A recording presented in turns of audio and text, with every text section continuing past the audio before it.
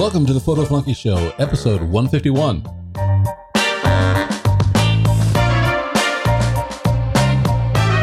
We're going to be very helpful this week. We're going to tell you 10 ways to completely ruin your photograph.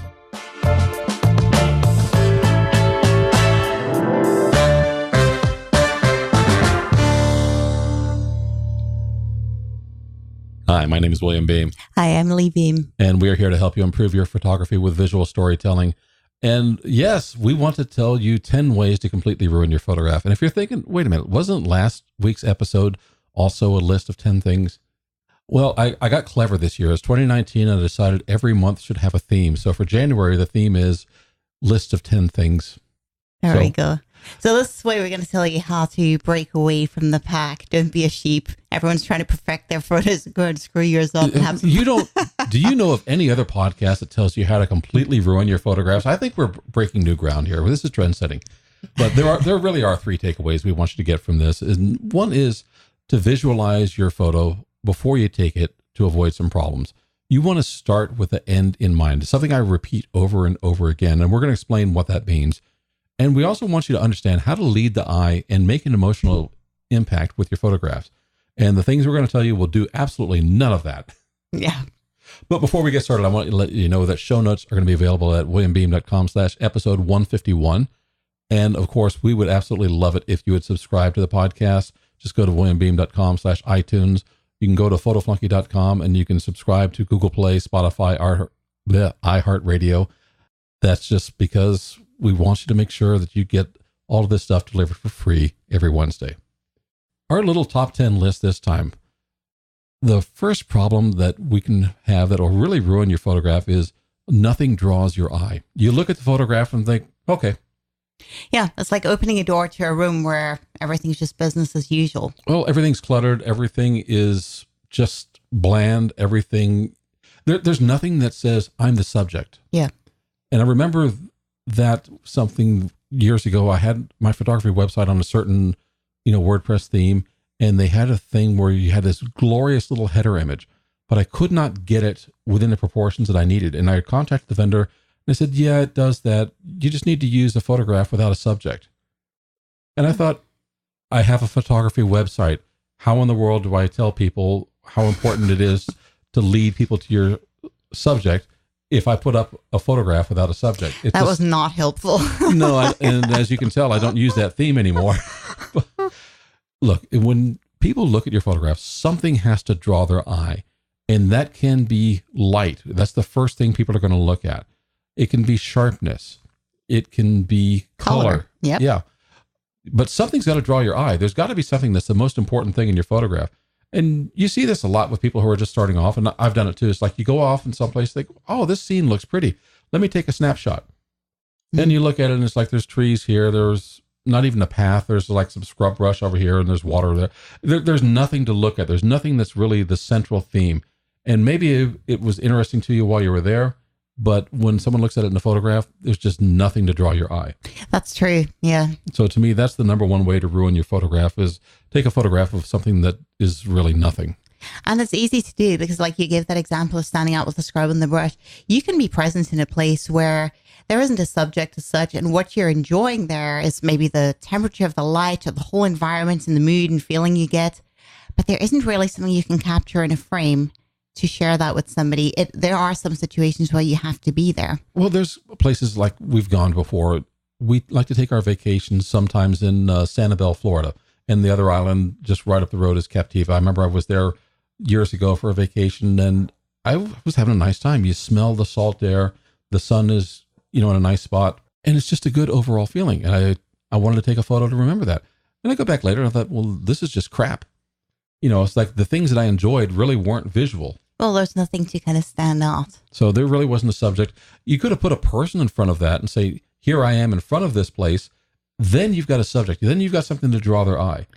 But, just taking a random photo of something because you liked it doesn't necessarily mean it's going to be a good photograph. And also people like turtle strangers get so weird. Like if you walk up to them on a beach and say, can I take a picture of you? And you've got a big camera. Then they don't seem to understand. They really don't get it. Okay. Number 2 on our list, visual distractions that take your eye where it shouldn't go. And this is something that we kind of touched on in the previous podcast, but cluttered backgrounds, distractions, things that don't belong in your photograph are stealing attention from the subject that you want people to look at. Yeah, bright spots, or maybe something that's loud in color that breaks the pattern of, the color pattern in the photo, but it's not your subject. This happened to me once I was taking a photograph in kind of an old building. There was a bar that had wonderful character to it. It was red on the walls. The lighting was, everything worked. I had a model who was just kind of relaxed on top of the bar. And I did not see this at the time. The back of the bar was like cinder block wall. And one of those cinder blocks was taken out. There was just bright sunlight that was just appearing there. And I tell you, when I was taking the photograph, I guess I was distracted. I did not see it. And I go back and I look at my photo and I thought, what is this, bright spot here? Why is there a hole missing in this photograph? It wasn't illuminated. They should have had a sign.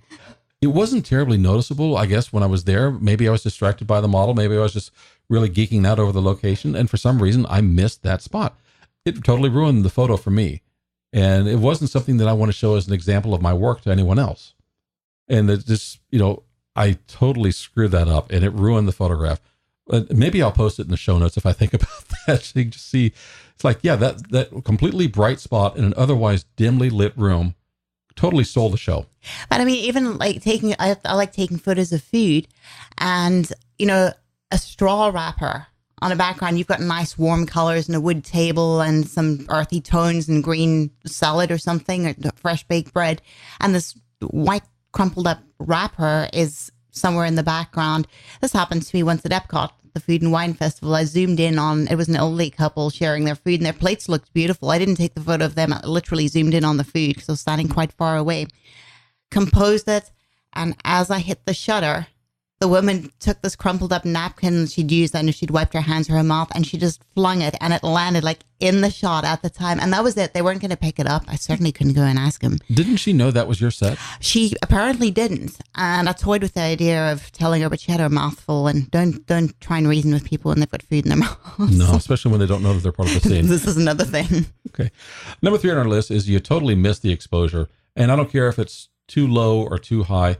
You can get away with some exposure control in post-processing, but if you really blow it and then you try to move that slider all the way over in Lightroom or whatever tool you're using, you end up introducing a lot of grain. You really destroy the texture of the photograph. And I've seen people do this and then they say, oh, but I want to save it. How do I save this photo? You don't. You throw it away. And your exposure when it comes to correcting afterwards, I think it gives you a little more leeway if you slightly underexpose. I think it's easier to fix. You deal with some grain in that. But when you overexpose, you do not recover that detail. And your highlights, if you start dropping them too much, they start going gray and weird. Yeah, and I agree with you. Underexposing is easier to fix than overexposing. But you can underexpose too much. And then when you start trying to bring up, maybe like it's a portrait. And okay, so you've got the background exposed properly. You didn't use a flash. So now their face is a little underexposed.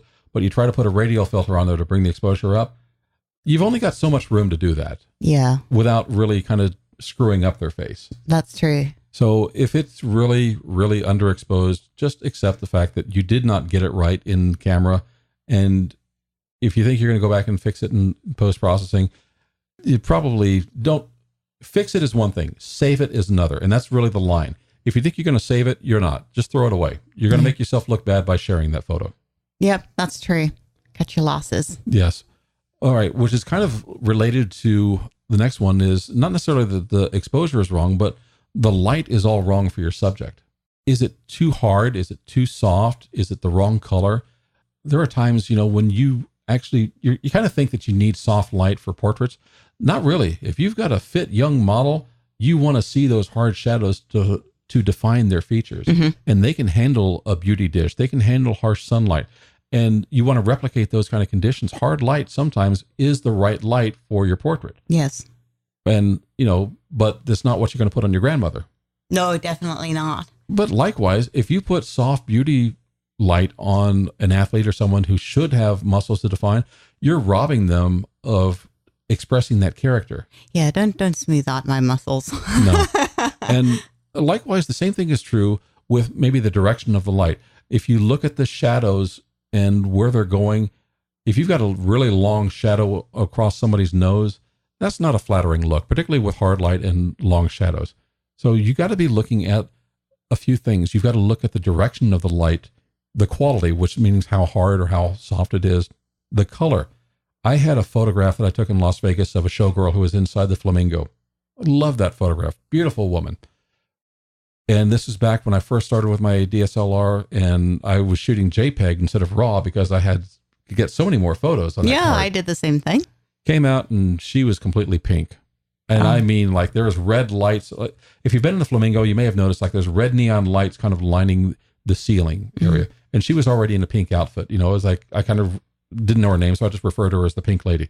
I came back out and looked at that photo when it got on the computer, and it was like pink light across everything. Yeah, because it bounces off her outfit and then radiates back into her skin. It really did. And I tried my best to save that photo, and it just really didn't work. So that's the problem. It's like you can't really fix the lighting afterwards. You can fix some color correction, but again, if you've got problems with shadows, if you've got problems with direction, those are things you need to know before you take the picture. And sometimes it's as simple as either you moving to another side of the person to change the contrast or the light or how it affects them, or asking your subject to turn just a little bit. But it's a good way to ruin it if you have the wrong light for your subject. Yeah, and with JPEGs, it's even harder to fix. All right, number 5 is one of my favorites. Is your subject isn't the main element in the photo. Uh-oh. Yeah, that's a problem. All right, I've seen this happen before too. I have friends who will take a model out to a photo shoot, and they want to put, usually it's a female model, they want to put her in front of something or near something that is just enormous. Could be a big archway. I had one friend who put her on the bow of a yacht, and the photo is, when you look at it, you would assume it's about the yacht. Yeah. You can barely see the model. There was recently in my part of Florida, there was a shipwrecked shrimp boat that washed up on shore, and all the photographers went out there with models, and they all wanted to take pictures of the model in front of the shrimp boat. I don't get it, but okay, it's a background. But the background is so huge, they're trying to get the whole shrimp boat in there. You can't really see the model. Yeah, they didn't bring the model closer to them because you can't get them both in. Another place, again, back to Las Vegas, that Las Vegas sign is a perfect example of something that's big and tall, and people want to get a portrait of themselves in front of it. And usually they go stand right next to the sign. Yep. And then you see these tiny little strangers there. It's like, is that you? And if you really want your subject to stand out, bring your subject closer to the camera and make the thing that tells the story of where they are further away from them. Yeah. Like, you don't climb on top of the mountain and say, here, take a picture of me and the whole mountain. Yeah, exactly. I mean, you can compose to get the big subject in the background, and you can fit it all in, but don't put your main subject right there with it. You want to bring them closer. All right. Number 6 on our list is the colors don't work. And I can really relate to this as someone who started photography without really understanding design or art as having a knowledge or background of color theory. It's something I've had to struggle to learn and try to make sure I understood what things work together, because sometimes you can just have some really garish results if you don't understand how color works. Yes. Remember those gels, that photo shoot we did? There were some gels that were beautiful colors, but when we put them on to me, it looked a little bit, it made me look a little questionable. Yeah, there were some gels, but particularly, red light gels. It kind of brings back an Amsterdam kind of feel. Yeah, but we did, there was red and we mixed it, I think it was red and green. Red and green are wonderful Christmas colors. They were not good gel colors. It was terrible. It was hideous. And, we experimented. We were trying to figure out, all right, what works, what doesn't work. And we found out very quickly what does not work. And you remember that stuff when you make the mistake. Yeah. So, but it doesn't hurt to get a color wheel. And you can go to color.adobe.com and take a look, and it will show you a number of colors that work together. And whether you're going to look at complementary colors, analogous colors, triads, all those wonderful little things, you can find out. Pick one color that you want to be your main color, and then it will show you maybe tints and shades of the same color that work together, or perhaps, what your color triad would look like. Mm-hmm. It is a big help. And you want to think about this color, hopefully before you go out to shoot a scene. If I get it, if you're out there doing travel photography, you're not going to be signing on to a color wheel, but you might want to have an app on your phone or something, because you may come across some feature that's going to be your main subject and it has a dominant color to it. You may change your time of day because of the sky, for those, what do you want, a blue sky or do you want a sunset sky? You may change your composition because there's a better background that works with the color. But if the colors don't work, your subject suffers, and so does your entire photograph. But if they do work together, that just makes you look like a mad genius. It really does. And if that's the look you're going for, roll with it. Yeah. So mad genius, good. All right. Number 7 on this one is you didn't get the depth of field right for the photo. And people tend to go for one extreme or the other. Either everything's in focus or almost nothing's in focus. Yeah, that's true. And this is really dependent upon what you're shooting. If you're going for that shallow depth of field, the idea for that is you really want to isolate your subject and nothing else really matters. It's just one big blur of color behind it. And this is one you want to kind of bring together with number 2, the visual distractions take your eye where it shouldn't go. Even if you blur that out with your bokeh, you still see lines and colors and shapes, something that's just really not all that attractive. Yeah. So you need to make sure that you have the right depth of field, whether you're trying to isolate everything or you're trying to see anything. Because there's nothing worse than if you've got a scene and people are trying to see what else is in the background. It's like maybe you're looking at your sense of depth, foreground, middle, and background, and they can't really see it because it's all blurry. Yeah. I do this quite a lot where I have to pay attention to depth of field. And for a lot of my photos, especially if I'm spreading out the contents of a box of products to take a picture and setting it up, I cannot go too shallow because I want to get down to or use some kind of angle. I generally do 1 or 2 standard top-down shots, but I like to have the options. And what happens is I need to kind of stop down a little bit so that I can get everything in focus. But at the same time, I just want the focus to be on the subject a little bit sharper than on the background. I set up a fairly neutral background. I like a bit of texture or some color or something in there, but I don't necessarily need full-on bokeh in the back, but I want it to be a little less focused. I don't want the same level of sharpness that I've got on my main subjects that are laid out. And that's really what we mean about getting the depth of field right for the photograph. You need your subjects. Like, for example, if you get those products and there's multiple elements that you need to put in the stage, they all need to be sharp and in focus. But a little further back, the background doesn't need to be. It's just really there to kind of stop your eye from going beyond where the sharp topic or subjects are.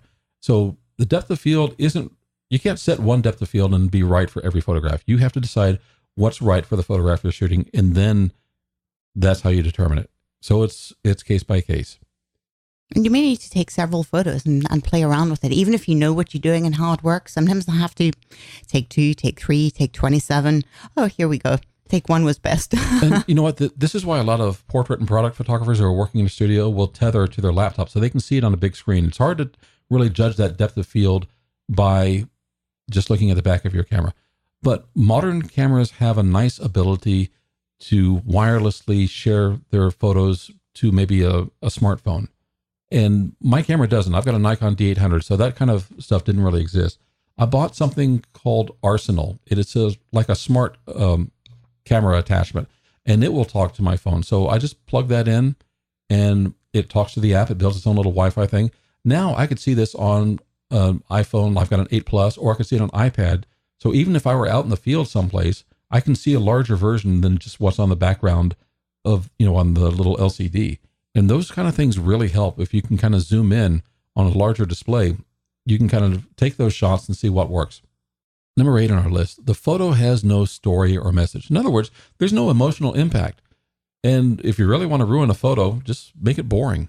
Yeah. It's like, what's that? It's a pot. Oh. Yeah. It's like, this is almost like the first one. Nothing draws your eye. Well, maybe here you've got something that draws your eye, but your viewer just says, well, so what? Yeah. Or why? Yeah. It's like, why did you take a picture of that? Actually, they're not even going to think, why did you take a picture of that? They're just going to move on. If they see this on Instagram or Facebook, you know how people just take their finger and they flick up and they just keep going past those. And a lot of these are really nicely done photos, but you got to stand out. You've got to make a connection or an impact. And if you don't have that, you're going to be one of the photos that they just flick by without even giving a second thought. I mean, if you don't draw people in at an instant, you at least want to stop them for a moment. And if your subject, if there's, like you say, if there's no emotional impact or nothing apparently there, then you're not going to be able to do that. Yeah, your photography needs to have some kind of story or message to develop that emotional impact. And if you don't have that, another thing that will really screw you up, number 9 on our list, is lacking a sense of style. There are people who will look at photos that have a great sense of style, even if they don't really relate to much of what's in it, because maybe the colors grab them, maybe something about the post-processing grabs them. You not only just want to take a photograph that's well lit and well conceived and put together, but you want to give it a bit of your own style, something that says, this is mine, this is different than anybody else's. All right, last one on our list, number 10. You can't crop it or use it in the place you need it, because at the time you captured it, you didn't think, oh, I need to have a 16:9 for my blog post, or I need to have a square crop for Instagram. If you want to ruin your photograph, take it in such a way that you can't use it where you need to use it. Yeah, and I've been there as well. And sometimes I purposely compose my photo. I've just learned that I really have to slow down when I take these photos, because I want to take as few photos as possible and get it right so that I can use them across the various things. And if you've also, I mean, it's not just your extremes of 16:9 or your square crop. In between that, because you can make a square crop out of a 16:9 relatively easy by just moving yourself away from the subject or towards the subject. This is all fixable.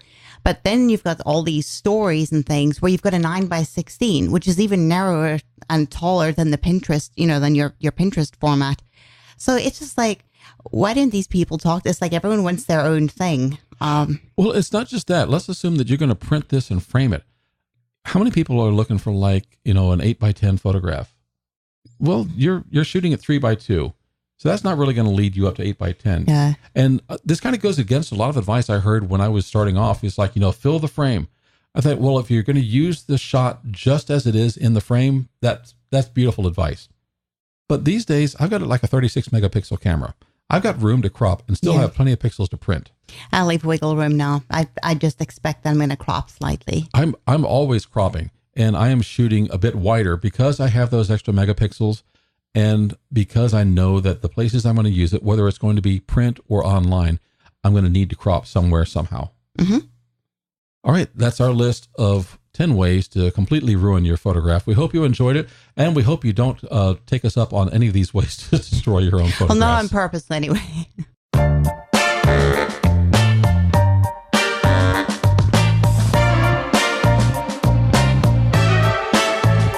Hey, thank you so much for joining us on the Photo Flunky Show. We really appreciate you being here. And as we said at the top of the show notes are going to be available at williambeem.com/episode 151. And you should be able to find links there to subscribe. But also, if you can do it right now on your phone, that would be great. You can go to williambeem.com/iTunes and subscribe. Or if you want to check out some of our other episodes, go to thephotoflunky.com.